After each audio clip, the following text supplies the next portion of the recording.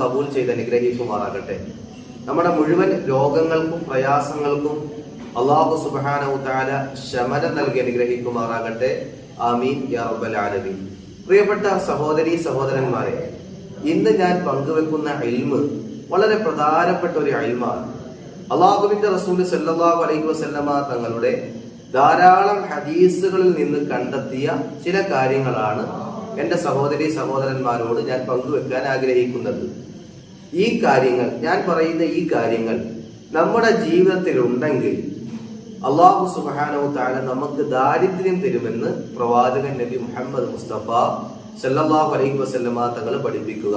നിങ്ങളിൽ ആരെങ്കിലും ഈ പ്രവർത്തനങ്ങൾ ചെയ്യുന്നുണ്ടെങ്കിൽ പൂർണ്ണമായും അതിനെ നിങ്ങൾ ഉപേക്ഷിക്കുക. അല്ലാഹു നമുക്ക് ദാരിദ്ര്യമില്ലാത്ത ജീവിതം നൽകി അനുഗ്രഹിക്കുമാറാകട്ടെ. ആമീൻ യാ റബ്ബൽ ആലമീൻ.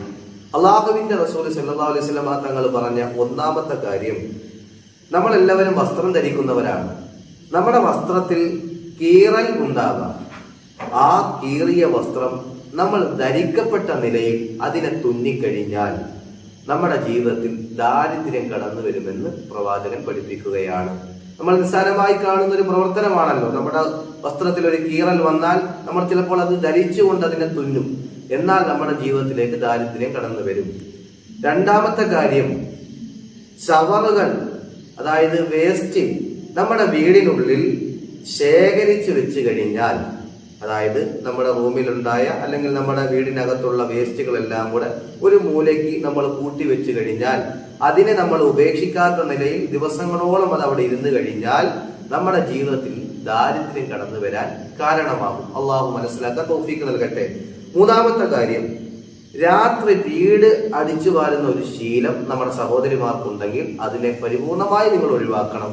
അള്ളാഹുവിന്റെ റസൂൽ പറഞ്ഞു, ആരെങ്കിലും ഒരാൾ രാത്രി വീട് അടിച്ചു വാഴിയാൽ അവന് ദാരിദ്ര്യം ഉണ്ടാകും, ആ കുടുംബത്തിൽ ദാരിദ്ര്യം ഉണ്ടാകും. അള്ളാഹു മനസ്സിലാക്കാൻ തൗഫീക്ക് നൽകട്ടെ. നാലാമത്തെ കാര്യം, നമ്മുടെ വീടിന്റെ ഉമ്മറപ്പടിയിൽ ഇരിക്കുന്ന സ്വഭാവം ആർക്കെങ്കിലും ഉണ്ടോ? ആ സ്വഭാവം ഉണ്ടെങ്കിൽ നമുക്ക് ദാരിദ്ര്യം ഉണ്ടാകും. അഞ്ചാമത്തെ കാര്യം, സഹോദരിമാർ വളരെയധികം ശ്രദ്ധിക്കണം. നിങ്ങൾ അടുക്കളയുമായി ഒരുപാട് സമയം ചെലവഴിക്കുന്നവരാണ്. സവാള അല്ലെങ്കിൽ ചെറിയ ഉള്ളി അത് നമ്മൾ പൊളിക്കാറുണ്ട്, അതിനെ വൃത്തിയാക്കാറുണ്ട്. അതിന്റെ തൊലി നമ്മൾ എന്ത് ചെയ്യും? ചിലരാണെങ്കിൽ അടുപ്പിൽ ഇട്ട് അതിനെ കരിച്ചു കളയും. പ്രിയപ്പെട്ട സഹോദരങ്ങളെ, ഒരിക്കലും അങ്ങനെ ചെയ്യാൻ പാടില്ല. അങ്ങനെ ചെയ്താൽ നമ്മുടെ ജീവിതത്തിൽ ദാരിദ്ര്യം ഉണ്ടാകുമെന്ന് പ്രവാചകൻ നബി മുഹമ്മദ് മുസ്തഫ സല്ലല്ലാഹു അലൈഹി വസല്ലമ തങ്ങൾ പഠിപ്പിക്കുകയാണ്. പിന്നീട് വ്യഭിചാരം, നമ്മുടെ ഭാര്യയെയും അല്ലെങ്കിൽ ഭർത്താവിനെയും വഞ്ചിച്ചുകൊണ്ട് വ്യഭിചാരത്തിൽ ഏർപ്പെടുന്ന ഒരു ശീലം നമുക്കുണ്ടെങ്കിൽ അല്ലാഹു കാക്കട്ടെ, നമ്മുടെ ജീവിതത്തിലേക്ക് ദാരിദ്ര്യം കടന്നു വരാൻ അതൊരു കാരണമാണ്.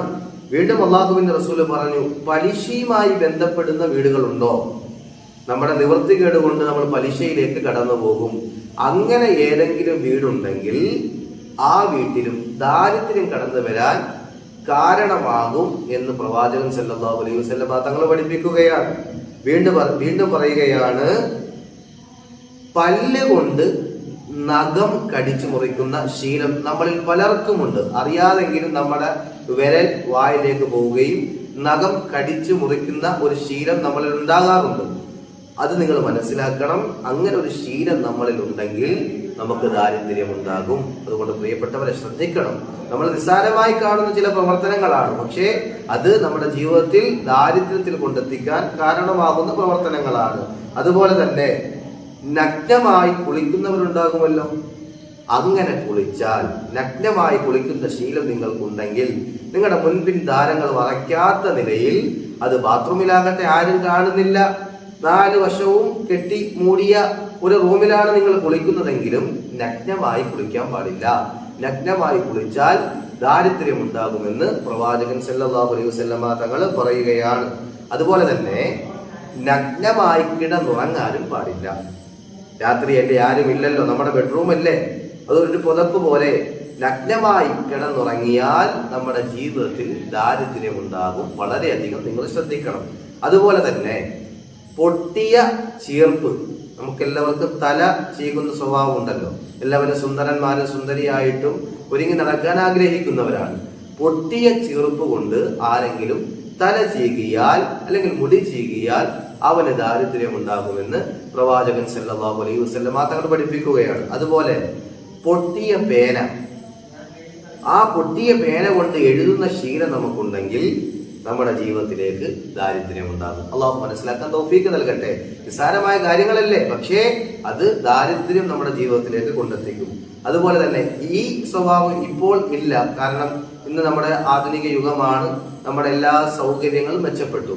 പണ്ട് കാലത്ത് മണ്ണെണ്ണ വിളക്ക് ഉപയോഗിക്കുന്നവരുണ്ടായിരുന്നു. ആ മണ്ണെണ്ണ വിളക്ക് ഊതിക്കെടുത്തിയാൽ നമ്മുടെ ജീവിതത്തിൽ ദാരിദ്ര്യം ഉണ്ടാകുമെന്ന് പ്രവാചകൻ സല്ലല്ലാഹു അലൈഹി വസല്ലം തങ്ങൾ പഠിപ്പിക്കുകയാണ്. പുരുഷന്മാരോടായി പറയുകയാണ്, നിങ്ങൾ നിങ്ങളുടെ വീട് എല്ലാ സന്ദർഭങ്ങളിലും നിങ്ങളൊന്ന് നോക്കണം.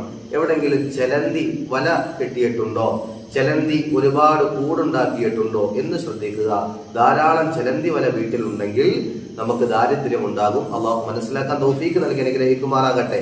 ഇനി പ്രധാനപ്പെട്ട ഒരു കാര്യമാണ്, സുബഹി നമസ്കരിച്ചതിന് ശേഷം കിടന്നുറങ്ങുന്ന ഒരു ശീലം നമുക്കുണ്ടെങ്കിൽ, സുബഹി നമസ്കരിച്ചതിന് ശേഷം കിടന്നുറങ്ങുന്ന ഒരു ശീലം എനിക്കോ നിങ്ങൾക്കോ ഉണ്ടെങ്കിൽ നമ്മുടെ വീട്ടിൽ ദാരിദ്ര്യം വരുമെന്ന് പ്രവാചകൻ നബി മുഹമ്മദ് മുസ്തഫ സല്ലല്ലാഹു അലൈഹി വസല്ലം തങ്ങൾ പഠിപ്പിക്കുകയാണ്. അതുപോലെ ഭക്ഷണം കഴിക്കുമ്പോൾ, അള്ളാഹു തരുന്നതാണല്ലോ ഭക്ഷണം, ആ ഭക്ഷണം കഴിക്കുമ്പോൾ ബിസ്മി പറയാതെ നമ്മൾ ഭക്ഷിച്ചാൽ നമുക്ക് ദാരിദ്ര്യം ഉണ്ടാകും. ഇതൊക്കെ നമ്മൾ ആദ്യമായി കേൾക്കുന്നതായിരിക്കും അല്ലെ. ബിസ്മി പറയാതെ, ഇതൊക്കെ ഹദീസിന്റെ വെളിച്ചത്തിലാണ് നമ്മൾ പറയുന്നത്. ബിസ്മി പറയാതെ ആരെങ്കിലും ഒരാൾ ഭക്ഷണം കഴിച്ചാൽ അവന് ദാരിദ്ര്യം ഉണ്ടാകും. അതുപോലെ തന്നെ നമ്മുടെ മക്കൾക്കൊക്കെ ഒരു കുരുത്തക്കേടുണ്ട്, കെട്ടിക്കിടക്കുന്ന വെള്ളത്തിൽ മൂത്രമൊഴിക്കൽ. അങ്ങനെ മൂത്രമൊഴിക്കുന്ന ശീലം നമുക്കുണ്ടായി കഴിഞ്ഞാൽ നമ്മുടെ വീട്ടിൽ ദാരിദ്ര്യം ഉണ്ടാകും. അത് ശ്രദ്ധിക്കുക. അതുപോലെ തന്നെ ചില ആളുകൾ എപ്പോഴും മൂക്കിൽ വിരൽ ഇടുന്ന ഒരു സ്വഭാവമുണ്ട്. വെറുതെ ചെറുപ്പത്തിൽ ശീലിച്ച ഒരു ശീലമാണ്, അത് ഒഴിവാക്കാൻ പറ്റാതെ ഇപ്പോഴും മൂക്കിൽ വിരൽ ഇടുന്നവരുണ്ട്. ശ്രദ്ധിച്ചോ, അങ്ങനെ മൂക്കിൽ വിരലിട്ടാൽ നിങ്ങളെ ദാരിദ്ര്യം തേടി വരും. അതുപോലെ തന്നെ നിങ്ങളെ ഒരു സുഹൃത്ത് സമീപിക്കുകയാണ്, കുറച്ച് വെള്ളം തരണം, അവന് വെള്ളം ആവശ്യമുണ്ട്.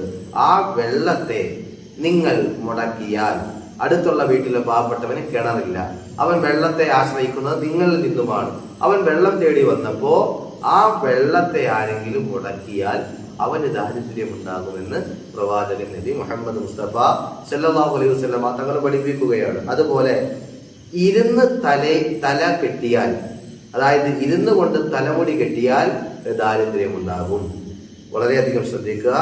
അവസാനമായി പുരുഷന്മാർ താടി രോമത്തിൽ കളിക്കാതിരിക്കുക. താടി രോമത്തിൽ കളിക്കുന്നവരാണെങ്കിൽ നിങ്ങൾക്ക് ദാരിദ്ര്യം ഉണ്ടാകുമെന്ന് പ്രവാചകൻ സല്ലല്ലാഹു അലൈഹി വസല്ലം തങ്ങൾ പഠിപ്പിക്കുകയാണ്. അതുകൊണ്ട് ഇത്രയും കാര്യങ്ങൾ ശ്രദ്ധിക്കുക. ഇതുപോലെ ധാരാളം കാര്യങ്ങളുണ്ട്. ഇൻഷാ അല്ലാഹ് മറ്റൊരു ക്ലാസ്സിൽ നമുക്ക് അതിനെ കുറിച്ച് ചർച്ച ചെയ്യാം. ഇനി ദാരിദ്ര്യം മാറാൻ ആഗ്രഹിക്കുന്നവർ അല്ലാഹുവിന്റെ റസൂൽ സല്ലല്ലാഹു അലൈഹി വസല്ലം തങ്ങൾ പറഞ്ഞ ഒരു സൂറത്തിനെ പതിവാക്കുക. ഏതാണ് സൂറത്ത്? നമുക്ക് എല്ലാവർക്കും അറിയാം, എല്ലാ ഉസ്താദുമാരും പറഞ്ഞു തരാറുണ്ട്. സൂറത്തുൽ വാഖിയയാണ്.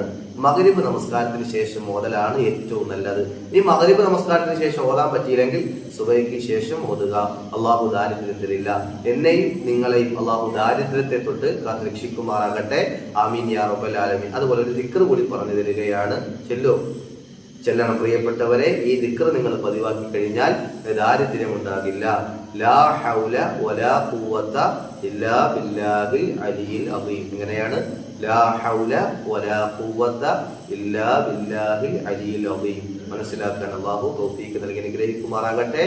ഒരുപാട് സഹോദരങ്ങൾ ദുആ കൊണ്ട് വസീയത്ത് ചെയ്തിട്ടുണ്ട്. കഴിഞ്ഞ ക്ലാസ് ഒക്കെ കേട്ട് കടങ്ങൾ കൊണ്ട് ബുദ്ധിമുട്ടുന്നവരും രോഗം കൊണ്ട് ബുദ്ധിമുട്ടുന്നവരും ഒക്കെ ദുആ ചെയ്യാൻ പറഞ്ഞിട്ടുണ്ട്. എല്ലാവരുടെയും കമന്റ് ഞാൻ കാണുന്നുണ്ട്. അല്ലാഹു എല്ലാവരുടെയും പ്രയാസങ്ങൾ മാറ്റട്ടെ. അതിൽ മുസ്ലിമീങ്ങളുണ്ട്, അമുസ്ലിമീങ്ങളുണ്ട്.